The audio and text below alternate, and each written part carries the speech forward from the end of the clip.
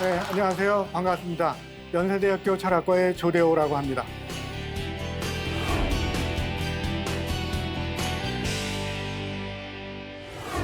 저는 오늘 플라톤의 국가와 아리스토텔레스의 시학에 대해서 강의를 하려고 합니다. 두 책이 어떤 관계에 있는지에 대해서부터 잠깐 말씀을 드리고 시작을 하는 게 좋을 것 같습니다. 플라톤의 국가는 원래 제목은 폴리테이아라고 부릅니다. 폴리테이아라는 낱말의 뜻은 국가라기보다는 정체라는 뜻이죠. 한 나라의 기본 체제라는 뜻입니다. 여러분들 우리나라 헌법 1조 1항이 뭔지 아시죠? 대한민국은 민주공화국이다. 대한민국의 주권은 국민에게 있고 모든 권력은 국민으로부터 나온다. 여기서 말하는 민주공화정, 이것이 바로 플라톤이 얘기하는 폴리테이아이죠. 플라톤은 이 폴리테이아, 국가라고 하는 책에서 어떤 것이 이상적인 정치 체제인지 여기에 대해서 연구를 하고 있습니다. 그에 비해서 아리스토텔레스의 시학은 말 그대로 창작에 관한 책입니다. 원래 제목은 페리포이에티케스라고 하는데 그대로 우리나라 말로 옮기면 창작술이라고 보는 것이 더 정확할 겁니다. 특히 아리스토텔레스는 창작 중에서 그 당시에 가장 공연 장르로서 영향을 많이 미쳤던 비극에 대해서 분석을 하고 있습니다. 그런데 제가 왜 이 아리스토텔레스의 시학과 플라톤의 국가, 폴리테이아를 같이 강의를 하려고 생각을 했게 됐느냐? 정치와 예술은 밀접한 관계가 있죠. 왜냐하면 정치는 대중의 상상력, 대중의 정서에 의존하는 것이고 대중의 정서와 대중의 상상을 자극하는 것은 또 예술이기 때문이죠. 그렇기 때문에 결국 예술은 대중의 정서와 상상에 자극함으로써 정치에 영향을 미칠 수밖에 없어요. 그렇기 때문에 플라톤도 국가편 제일 마지막 부분에서 신문학에 대한 이야기를 합니다. 신문학이라고 하는 것은 대중의 감정에 호소하고 현실로부터 우리의 눈을 멀어지게 하기 때문에 이상적인 국가에서는 수용하기 어렵다. 그 당시에 유행하고 있었던 비극 공연 같은 것들은 추방해야 된다. 이렇게 얘기를 했어요. 아리스토텔레스의 시학은 바로 이러한 플라톤 주장에 대한 반론이라고 얘기를 할 수가 있습니다. 그런 점에서 아리스토텔레스와 플라톤은 신문학에 대해서, 당시 공연에 대해서 전혀 다른 입장을 취하고 있기 때문에 이런 대조점을 한번 확인해 드리고자 이 두 책을 제가 강연의 주제로 선택을 했습니다. 먼저 플라톤의 국가에 대한 이야기로 넘어가 보기로 하겠습니다. 플라톤의 국가에서 다루는 질문은 두 가지입니다. 정의란 무엇이냐? 그리고 그 정의에 합당한 정치 체제, 정체는 무엇이냐? 이 두 가지 질문을 중심으로 해서 10권의 플라톤의 국가가 구성되어 있다고 보시면 되겠습니다. 그런데 정의란 무엇일까요?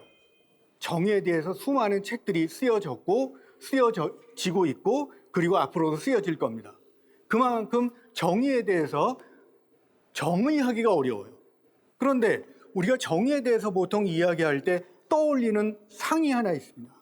정의의 여신상의 사진이 우리 머릿속에 떠오르죠. 바로 이 정의의 여신상의 이름이 디케입니다. 정의라고 하는 것을 그리스 말로 하면 디케라고 하죠. 정의의 여신상은 여러분들이 사진을 떠올려 보시면 알겠지만은 왼쪽 손에는 천칭 저울을 들고 있고 눈은 안대로 가리고 한쪽에는 칼을 가지고 있습니다. 정의라고 하는 것은 공정한 분배에 있다.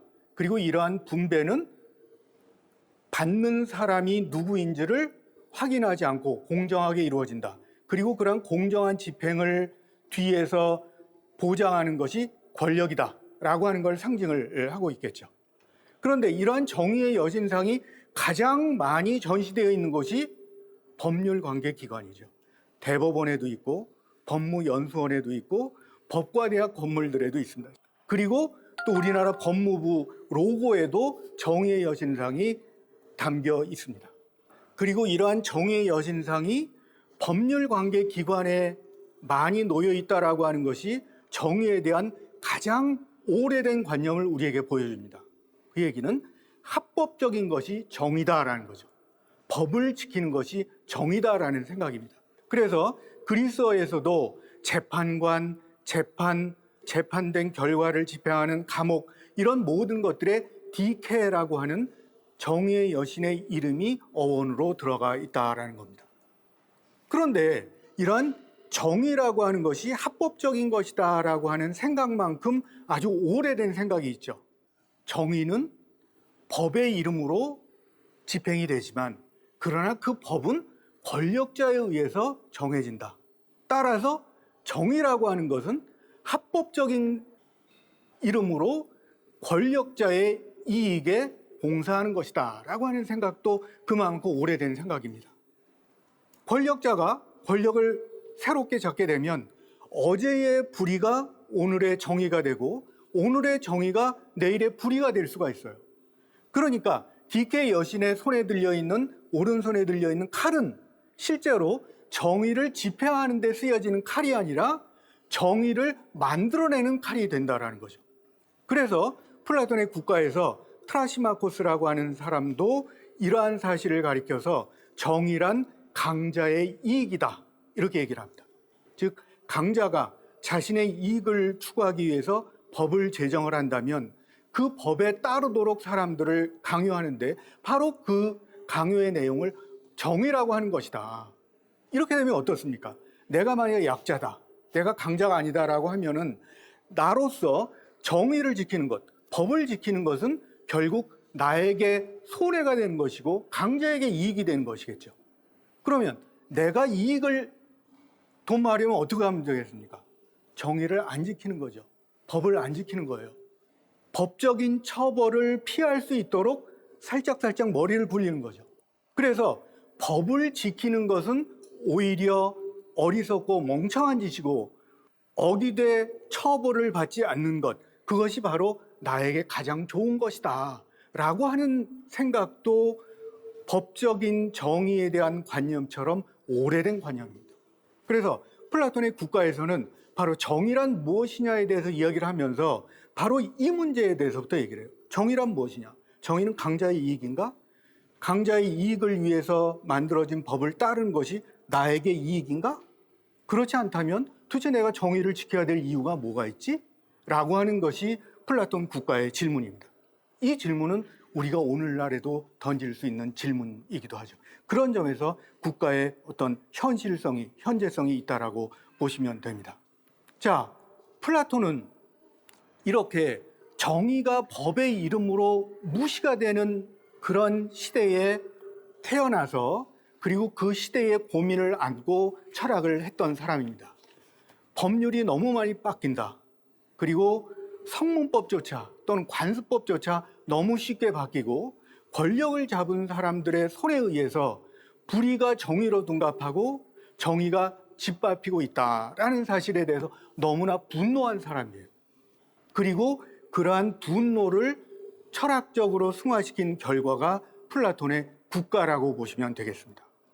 여러분 혹시 그 침팬지의 공정성 실험에 대해서 들어보신 적이 있는지 모르겠어요. 두 명의 침팬지를 서로 볼 수 있는 플라스틱 유리 박스에 집어넣습니다. 그리고 그 앞에서 실험자가 침팬지에게 먹이를 줍니다. 처음에는 둘 다에게 오이를 줘요. 오이를 주면 그 두 개의 오이를 잘 받아 먹습니다. 근데 이 실험자가 한쪽 침팬지에게는 포도를 주고 다른 쪽 침팬지에게는 오이를 주면 오이를 받은 침팬지가 어떻게 하겠어요? 오이를 확 던져버려요. 왜 나에게 불공정한 대우를 하느냐? 나도 포도를 먹고 싶다 라고 하는 사실을 분노로 표현을 하는 것이죠. 침팬지도 이렇게 공정성에 대한 의식이 있고 불의에 대해서 분노를 하는데 어떻게 인간이 분노를 안 할 수가 있겠어요? 플라톤도 분노를 했고 이 분노를 철학적으로 승화시킨 것이 국가 편이다라고 생각을 하시면 될 것 같습니다. 그렇다면 이제 새로운 정의를 찾아야 돼요. 플라톤은 법적인 정의라고 하는 것이 이렇게 오용되고 남용될 수 있다는 사실을 얘기를 하면서 그렇다면 우리는 어떤 정의를 어떻게 찾아야 될까? 그래서 정의 찾기에 나서게 됩니다. 어떻게 정의를 찾을 수 있을까요? 플라톤이 우리에게 두 가지 제안을 합니다. 내가 찾고 있는 정의는 개인과 국가에 모두 적용되는 정의이지만은 먼저 국가의 정의를 한번 찾아보는 게 좋겠다. 그래서 이제 국가를 만드는 작업에서부터 시작을 합니다. 국가의 기원이 어떤 것이고 좋은 나라가 어떤 것이고 이런 방식으로 국가를 머릿속에서 세워나가는 과정이 국가편에 자세하게 그려져 있습니다.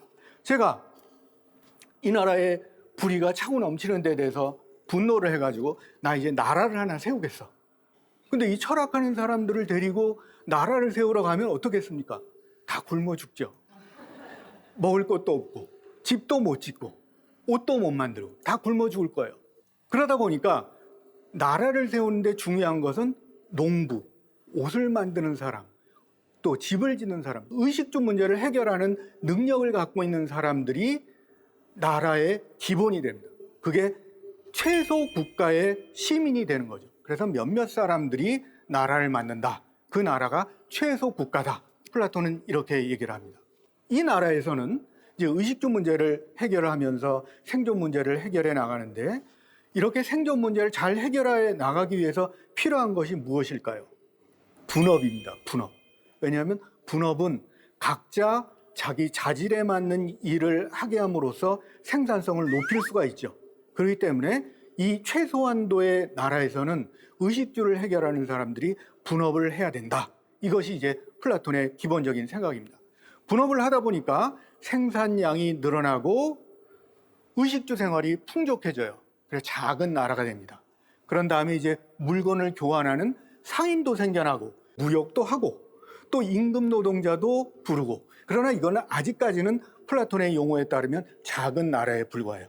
경제적인 공동체에 불과하다라는 이야기죠.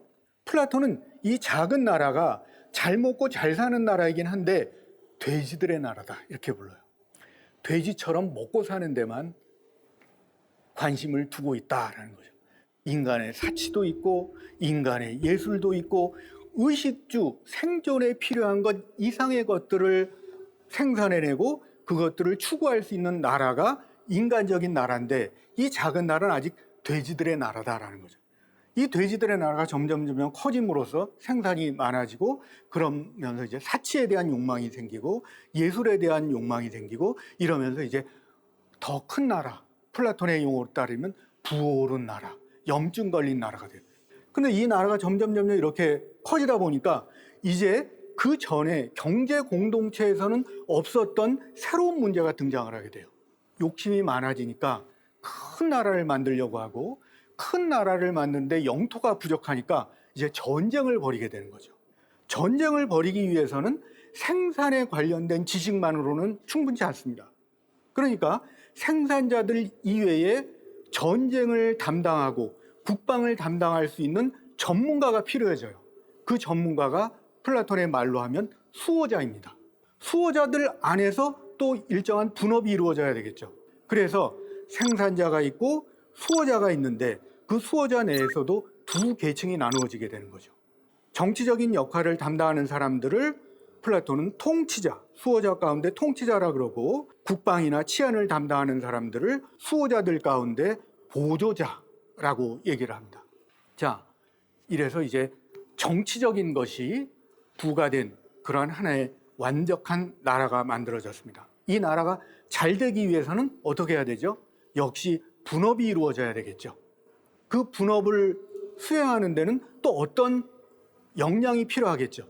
당연히 정치가에게는 지혜가 필요할 것이고 군인이나 경찰관 이런 분들한테는 용기가 필요하겠죠. 그리고 이들이 각각 자기의 일을 할 때 즉 좋은 나라가 구성이 됩니다.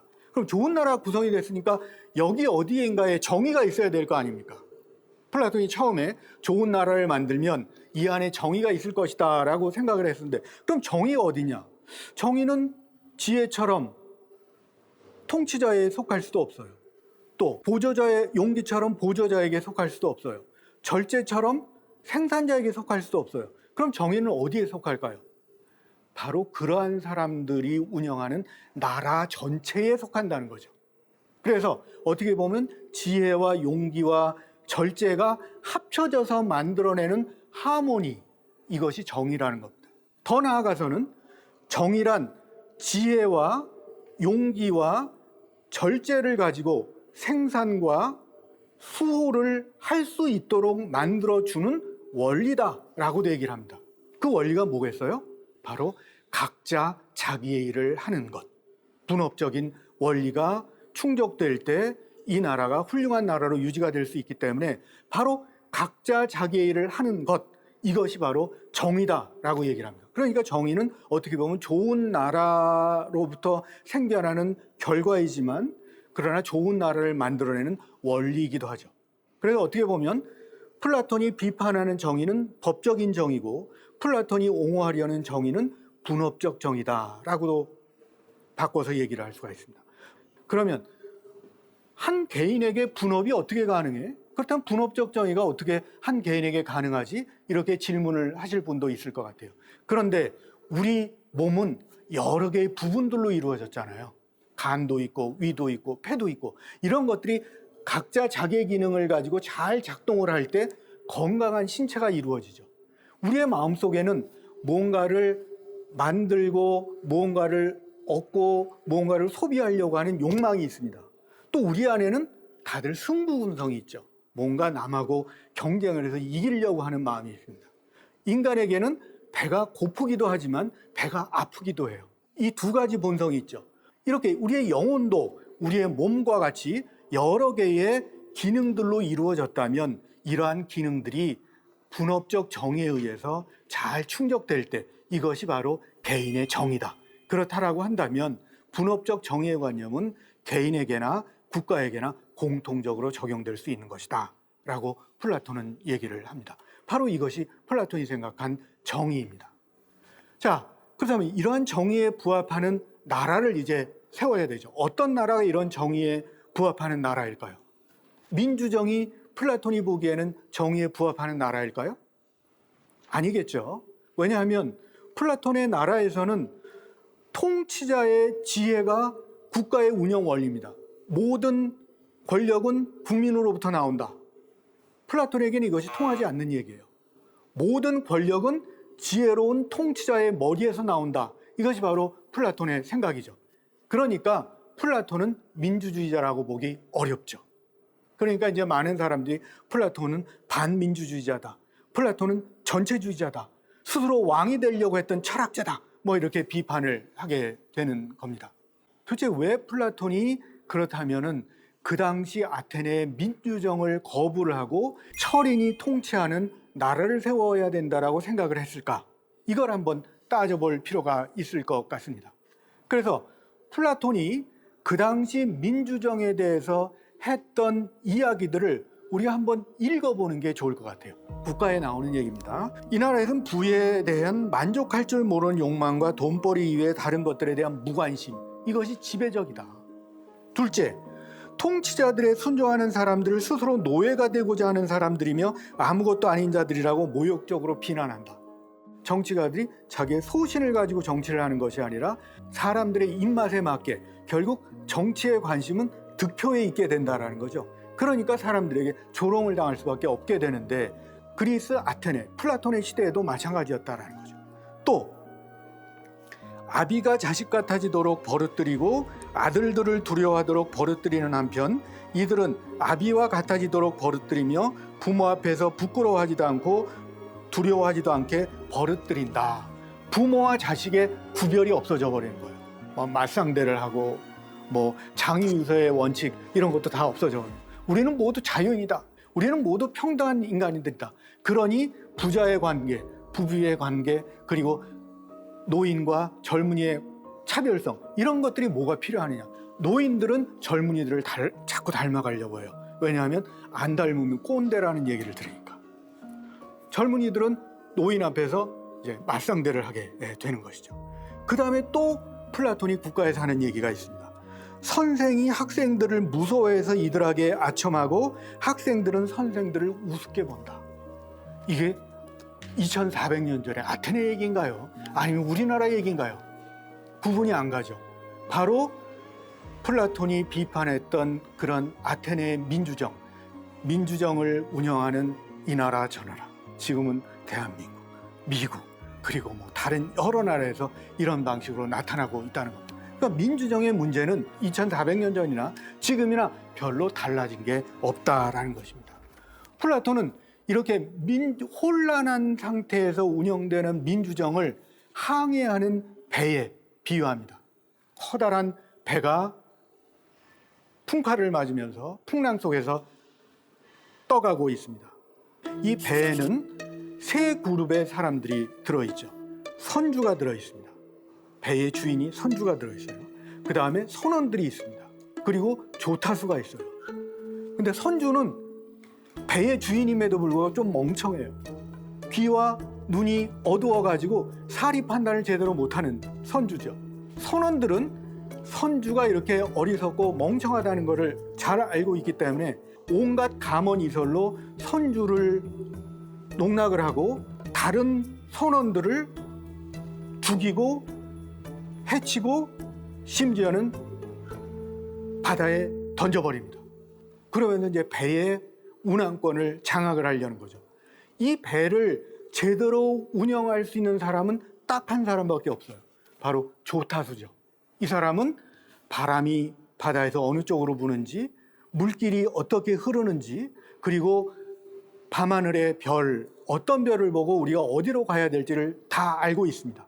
그럼에도 불구하고 이 조타수에게는 권력이 없어요. 권력은 선원들이 다 장악하고 있기 때문에. 그렇기 때문에 플라톤은 이러한 배의 비유를 들면서 결국은 이 조타수에게 배의 항로를 알고 배를 이끌 줄 아는 그 사람에게 권력이 주어져야 된다라고 얘기를 하는 거죠. 바로 이것이 철인 통치론입니다. 지혜로운 자의 통치, 이것이 바로 정의로운 나라를 만들고 좋은 나라를 만들 수 있다라고 플라톤은 생각을 했던 것이죠. 그래서 플라톤의 이러한 정체에 대한 생각을 딱 한 문장으로 요약하면 이렇게 얘기를 할 수가 있습니다. 민주정은 많은 사람들의 정치인데 플라톤이 생각하는 좋은 정치는 많은 사람의 정치가 아니라 아는 사람의 정치다. 지혜로운 자의 정치가 올바른 정치일 수 있다라고 생각을 했던 겁니다. 그 다음에 이제 문제가 생겨나죠. 도대체 철학자는 어떻게 지혜를 얻지? 지혜를 얻기 위해서는 우리가 무엇을 알아야 되지? 또 지혜를 얻는 교육 과정은 어떤 것이어야 되지? 이런 질문들이 자연스럽게 따라 나오게 되겠죠. 바로 이러한 질문들에 대한 대답이 국가편 전체를 관통하고 있는 철학적인 이론이라고 볼 수가 있습니다. 참된 지혜의 대상에 대한 이론이 있어요. 그걸 이데아론이라고 얘기를 하죠. 우리 눈에 보이지 않는 참된 원형의 세계에서 우리는 지혜를 얻을 수가 있다. 그 다음에 그러한 이데아를 얻기 위해서 필요한 알문, 우리에게 어떤 것이지?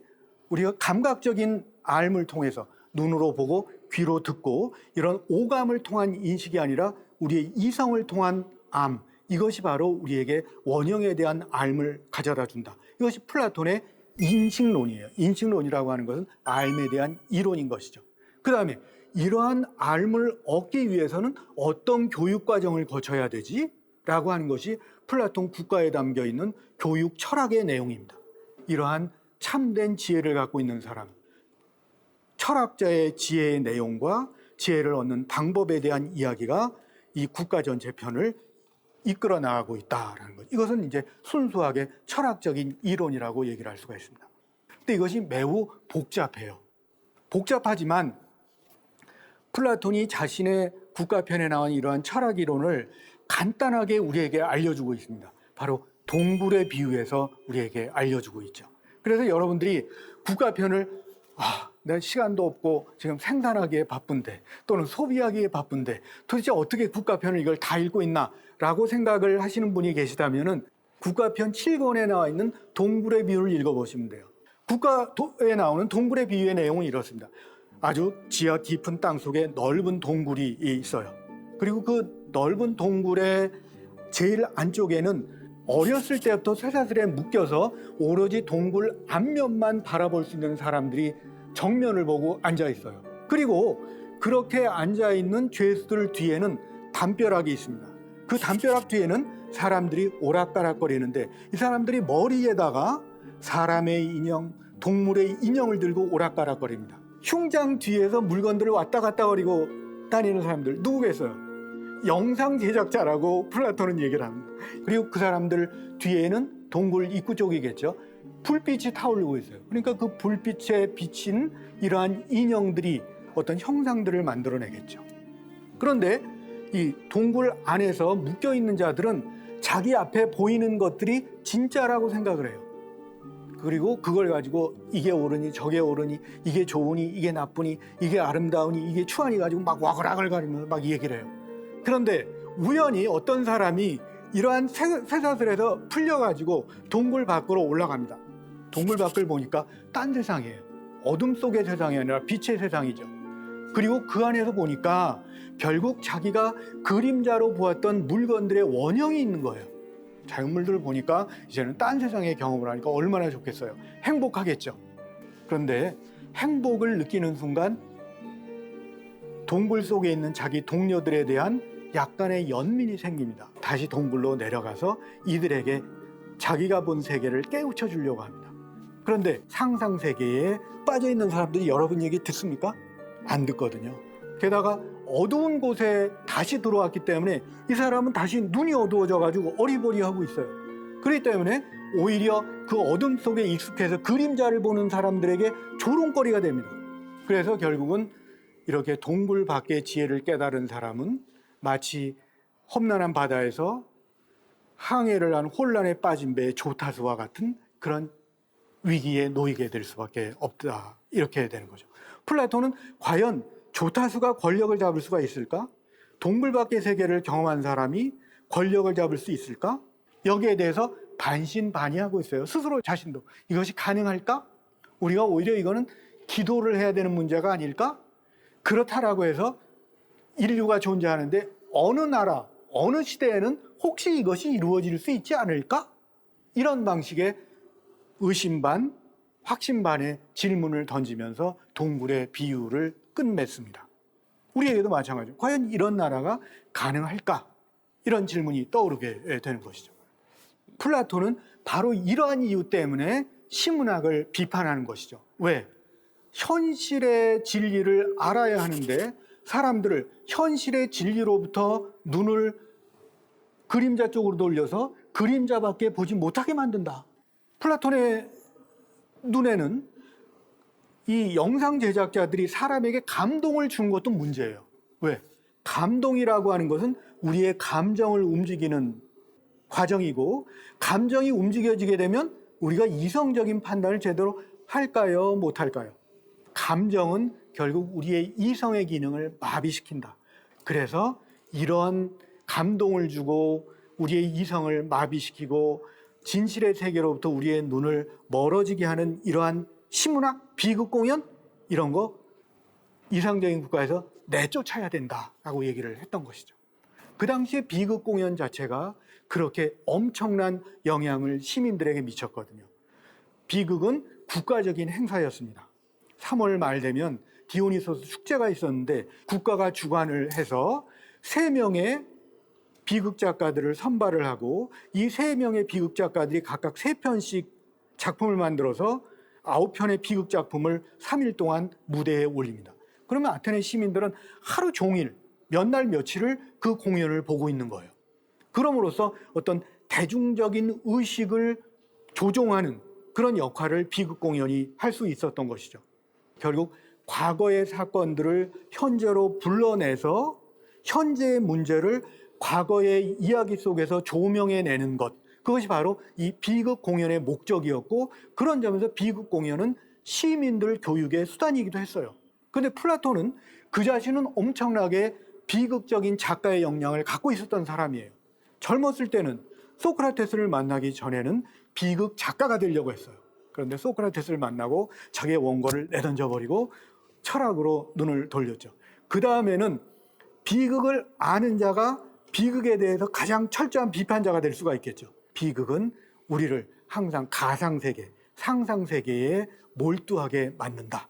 상상세계에 우리를 붙잡아둔다. 그래서 이제 비극을 추방해야 된다라고 얘기를 했던 것이죠. 이런 얘기를 듣는 여러분들은 아마 고개를 갸우뚱하실 거예요. 분명히 여기 앉아 계신 분들은 문학에 관심을 많이 갖고 계시고 또 영화 제작에도 많은 관심을 갖고 있고 그런 분들이 계실 거예요. 아니 내가 하는 일을 플라톤이 이렇게 매도를 해?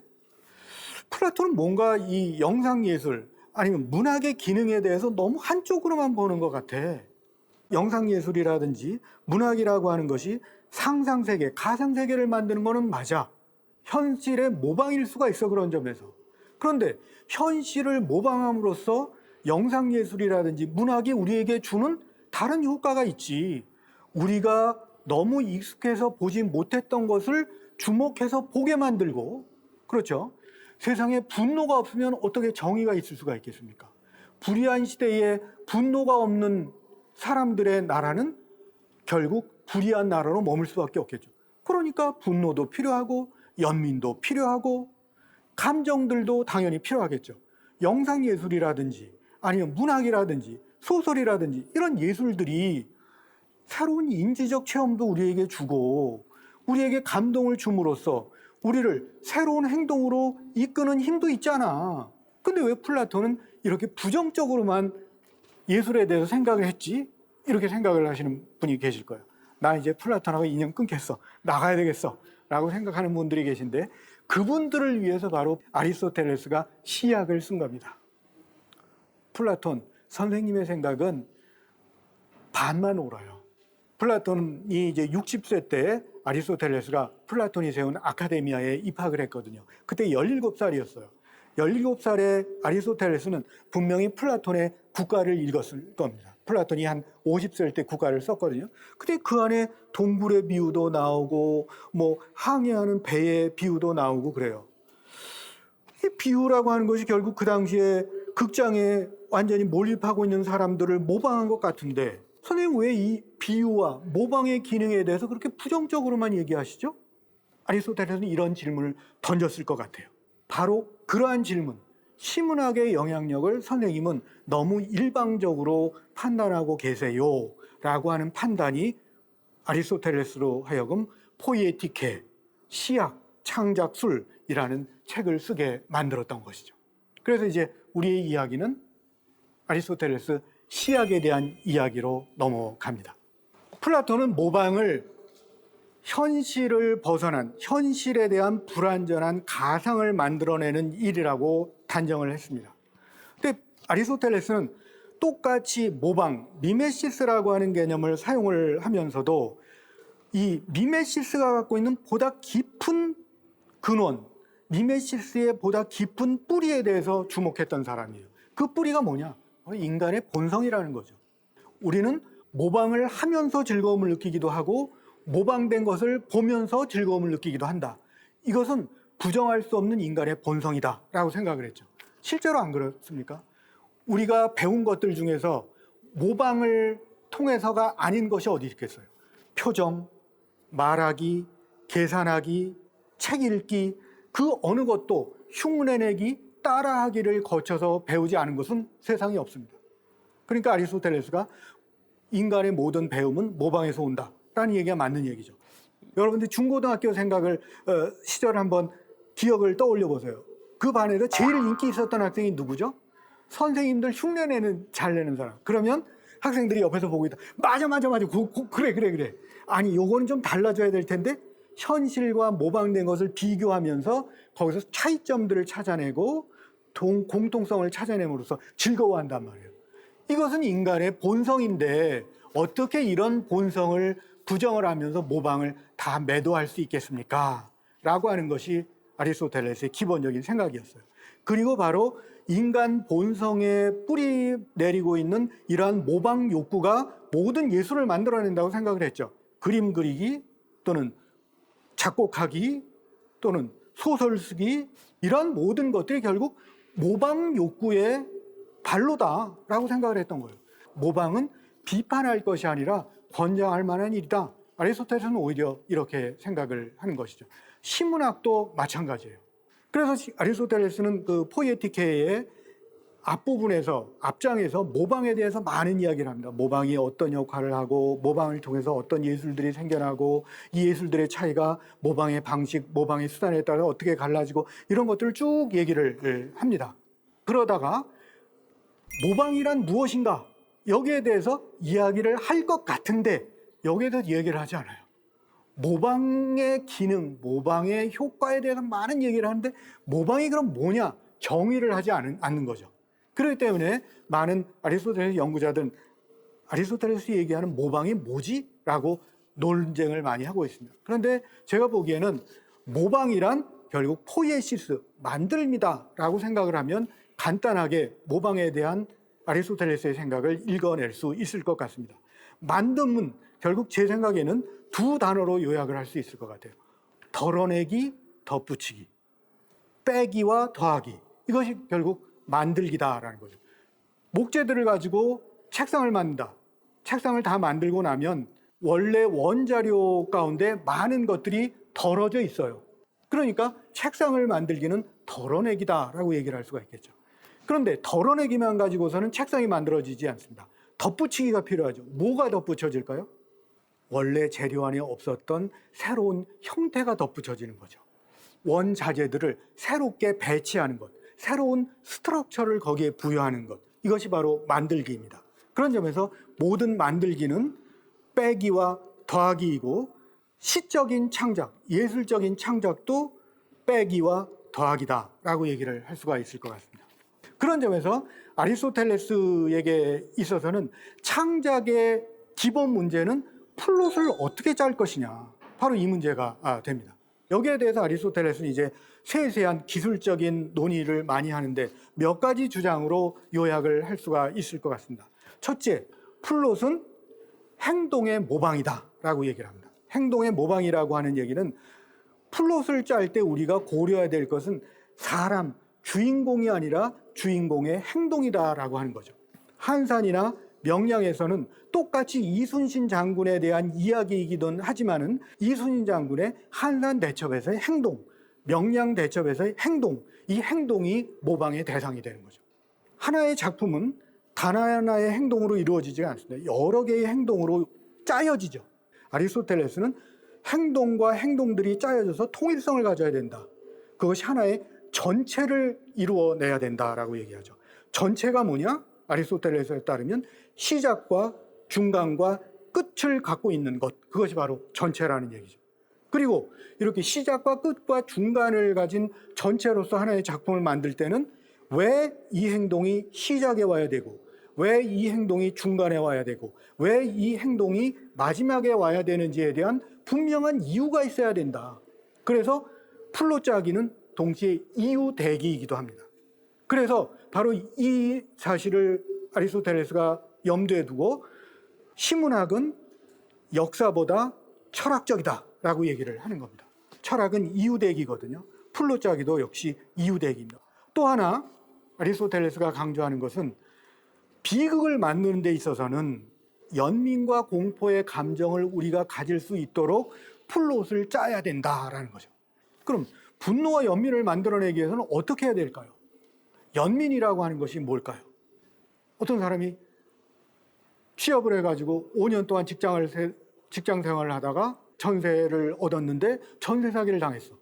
이 사람이 자기가 책임을 질 만하지 않은 고통을 받고 있을 때 우리는 거기에 연민을 느끼죠. 또 그러한 연민을 느끼는 사태가 나에게도 일어날 수 있다라고 생각할 때 우리는 두려움을 느끼게 되는 거죠. 바로 이러한 연민과 공포를 만들어내는 것이 바로 비극적 플롯의 핵심인데, 그럼 어떤 경우에 연민과 공포를 느끼게 될까요? 악하지도 않고 완전히 선하지도 않고 그저 우리보다 조금 나은 사람인데 이 사람이 실수로, 자기의 잘못이 아니라 실수로 행운의 정점에서 불행의 밑바닥으로 떨어질 때 우리는 거기서 연민과 공포를 느끼게 된다. 바로 그런 방식으로 플롯을 구성을 해야 그것이 좋은 비극이다라고 아리스토텔레스는 얘기를 합니다. 이러한 플롯의 모범이 되는 것이 바로 아리스토텔레스가 시약에서 얘기하고 있는 소포클레스의 오이디푸스 왕이라고 하는 비극 작품이에요. 정말 여러분들이 거기서 연민과 공포를 느끼시는지 한번 시험해 보시면 좋을 것 같아요. 그 다음에 아리스토텔레스 시학에 나오는 중요한 한 개념을 설명드리고 제 강의를 마무리 짓겠습니다. 그것은 바로 카타르시스라고 하는 개념입니다. 아리스토텔레스는 이렇게 비극을 정의를 하죠. 비극은 연민과 공포를 통해서 그런 감정의 카타르시스를 만들어내는 것을 목적으로 한다라고 얘기를 해요. 즉 우리에게 없었던 연민과 공포의 감정을 확 불러일으켰다가 그것이 쫙 빠져나가는 느낌을 갖도록 하는 것, 그것이 바로 비극 공연의 목적이다라는 얘기죠. 일종의 감정의 롤러코스터를 타는 겁니다. 휙 올라갔다가 정점에서 팍 떨어짐으로써 우리가 갖고 있었던 연민과 공포의 감정이 쫙 배출이 되는 거죠. 어떤 점에서 이러한 비극이 노리는 효과는 사람들을 막 슬프게 만든 다음에 뺨을 한 대 탁 때려주는 거하고 똑같아요. 울고 싶은데 뺨을 맞으면 눈물이 확 나죠. 그리고 나면 속이 후련해질 수도 있습니다. 바로 이것이 아리스토텔레스가 얘기하는 카타르시스다라고 얘기를 할 수가 있는데, 이 아리스토텔레스의 연민과 공포의 카타르시스에 대해서 이해를 하시려면 또 호메로스의 일리아스를 보시면 좋습니다. 강의를 들으시기 때문에 제가 스포일은 하지 않겠습니다만, 그리스인들은 호메로스를 통해서 우리 인간이 가져야 될 근본적인 감정이 뭐냐? 바로 연민과 공포다라고 하는 사실을 배웠죠. 연민은 내 주변의 시민들을 향한 감정이고, 공포라고 하는 것은 나보다 더 위에 있는 존재, 신적인 어떤 것에 대한 두려움이죠. 인간은 신적인 것을 두려워할 때 오만해지지 않을 수 있습니다. 인간은 주변 사람들에게 연민의 마음을 품을 때 그들과 하나가 될 수가 있죠.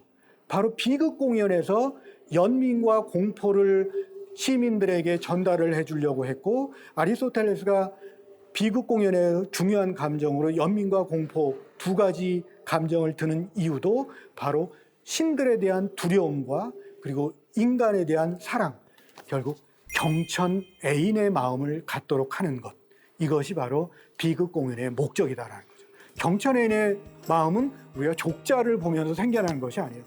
옛날 것을 오늘의 것으로 끌어들일 때, 우리가 과거의 이야기, 내 주변의 이야기를 상상세계 속에서 새로이 구성할 때 우리에게 연민과 공포의 마음이 들게 되고, 이것이 결국 우리를 신 앞에서 하나 되는 공동체를 만들어내는 힘이 된다는 그런 점에서 어떻게 보면 정체에 대해서 플라톤이 얘기를 하면서 신문학에 대해서 비판했던 것, 그것을 아리스토텔레스는 뒤집어서 비극은 우리에게 인지적 체험과 연민과 공포의 감정을 줌으로써 우리를 인간답게 만든다라고 얘기를 했다고 볼 수가 있습니다. 여러분들이 이 두 작품을 자세히 읽어보시면서 과연 이것이 우리 시대에 주는 의미가 어떤 것인지 잘 생각해 보시면 좋겠습니다. 경청해 주셔서 고맙습니다.